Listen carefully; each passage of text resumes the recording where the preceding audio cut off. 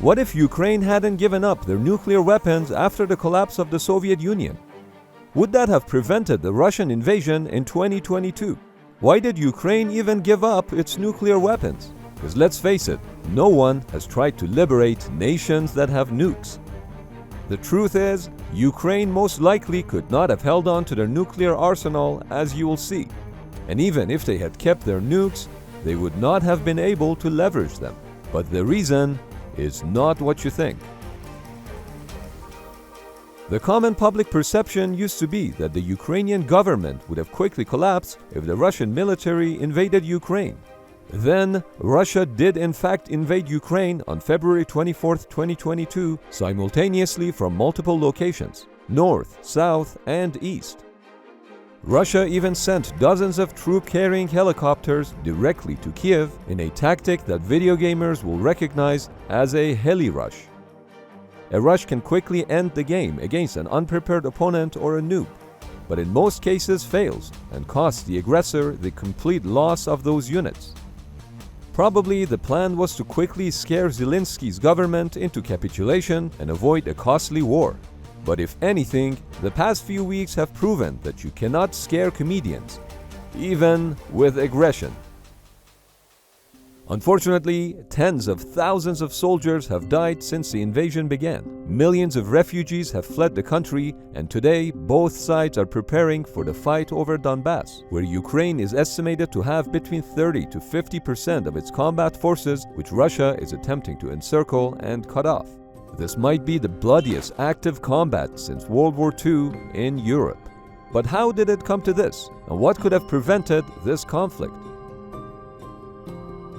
Had Ukraine been a member of NATO, it would have been protected by Article 5 and unlikely to have been invaded. The main reason both NATO and Russia avoid direct confrontation with each other is because both sides carry the world's largest arsenals of nuclear weapons, the use of which would result in nuclear Armageddon.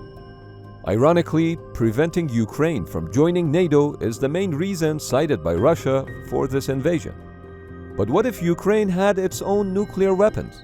Well, they used to. When the Soviet Union broke apart in 1991, Ukraine ended up with one of the most powerful armies on the planet by the stroke of a pen. This meant Ukraine had the third largest nuclear arsenal in the world. Just to give you some perspective, there were 176 intercontinental ballistic missile launchers with some 1,240 warheads on Ukrainian territory, as well as several dozen strategic nuclear bombers. In addition, as many as 3,000 tactical nuclear weapons rounded out an arsenal totaling approximately 5,000 strategic and tactical nuclear weapons. But what happened to all those nuclear weapons? Let us start by telling you what could have happened to them, and you might be a bit happier about what actually happened. Ukraine inherited huge stockpiles of conventional weapons. The Soviet Union placed about 30% of its military industry there, employing 40% of the Ukraine's working population, thus making it one of the most prosperous regions of the USSR. The military-industrial complex in a socialist country means windfall of profits for the people. 50 to 60% of all Ukrainian enterprises were tied to supporting the Soviet war machine. Ukraine was also a leader in missile-related technology and put this advantage to use in the arms export market in the 1990s. And this is where things start to get shady. The arms export market is very profitable, which is why it's also highly competitive. Losing its main customer, the Soviet war machine, and now in competition with Russia and the rest of the world for arms business, Ukraine was forced to look into exporting arms to politically unstable and even aggressive regimes. Ukraine established its own networks for arm export and at first did so outside of international rules and bans, also known as the black market. In 1992, Ukraine signed its first contracts on weapons deliveries to Iran, which was not well received by the West. The United States took note of this and actively worked to bring the Ukrainian military arms situation under control. On May 13, 1994, the United States and Ukraine signed a Memorandum of Understanding on the transfer of missile equipment and technology. This agreement committed Ukraine to adhere to the Missile Technology Control Regime by controlling exports of missile-related equipment and technologies according to the MTCR guidelines.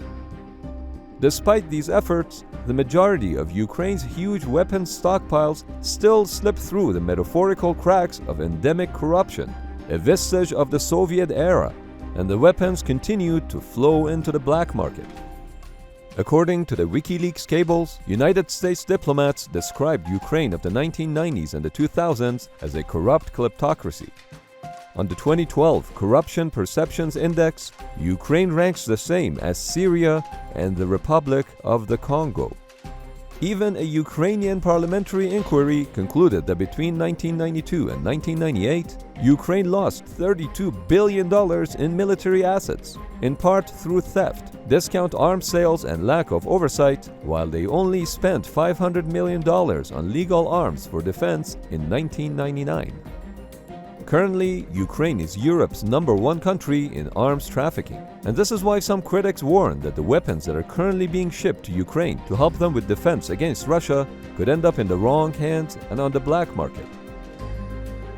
Given all this, I think you'd agree that the prospect of Ukraine once having had nuclear weapons sounds troubling.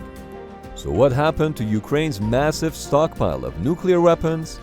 They were all handed over to Russia. One of the reasons for shipping those nukes to Russia was the Declaration of State Sovereignty of Ukraine adopted in July of 1990. The declaration proclaimed that the Republic had the intent to become a permanently neutral state that does not participate in military blocs, and that it would not accept, produce, nor procure nuclear weapons. This can be seen as a political compromise made in the dying days of the Soviet Union and the infancy of the Ukrainian state. But the bilateral negotiations between Russia and Ukraine were not going anywhere, so the United States got involved in what became the trilateral process. Not wanting to compromise its relationship with the West, and in conformity with its previous agreements, by May of 1992, Ukraine voluntarily removed all tactical nuclear weapons, approximately 3,000 of them inherited from the former Soviet Union.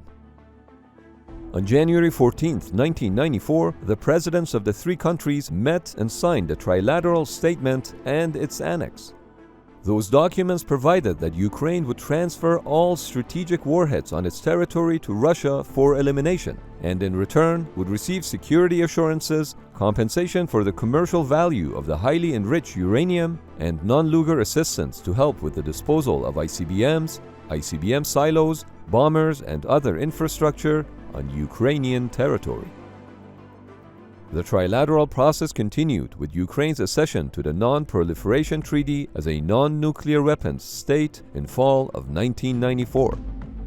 A few months later, in December of 1994, the leaders of Ukraine, Russia, the United States, and now additionally the United Kingdom signed a memorandum to provide Ukraine with security assurances in connection with its accession to the Non-Proliferation Treaty.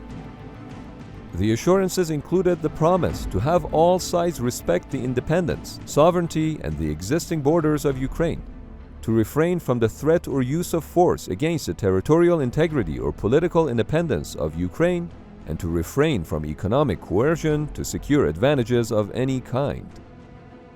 Ultimately, the trilateral process and the Budapest Memorandum were seen as a significant success by all sides in disarming Ukraine of nuclear weapons. By June of 1996, all nuclear warheads had been removed from Ukraine. But was this a wrong path to take for Ukraine? Would have Russia still dared to invade Ukraine in 2022 or annex Crimea in 2014 if Ukraine hadn't given up its nuclear weapons? To use nuclear weapons as a deterrent, they have to be operational. And that doesn't just mean having physical control of the weapons. You must be able to arm and launch them. Otherwise, it's like having sports cars in your garage that you don't have the keys to. It's only good for Instagram. A permissive action link, or PAL, is an access control security device buried deep within a nuclear weapon. Its purpose is to prevent unauthorized arming or detonation of the nuclear weapon. To arm a nuclear weapon, you need the codes to disarm the PAL. No code, no deterrence. And who had the code to Ukrainian nuclear weapons? You guessed it, Mother Russia. But this was one of the reasons for Ukraine giving up their nuclear arsenal. There were also other reasons that made it a more compelling case. For example, the ICBMs had a minimum range of 3,100 miles due to the nature of how ballistic missiles work. And since Ukraine is right next door to Russia's main populated areas, Ukraine's ICBMs could have only been retargeted to hit Russia's Far East, also known as Siberia. But they could still present a threat to the US, which is within the 6,200-mile estimated maximum range. Had Ukraine decided to establish full operational control of the nuclear weapons, it would have faced sanctions by the West and perhaps even a withdrawal of diplomatic recognition by the United States and other NATO allies. They would have also likely faced a retaliatory action by Russia.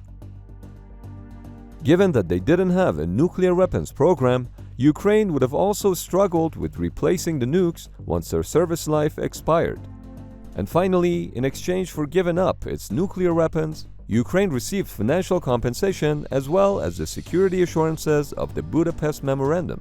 Of course, the value of those assurances is questioned today.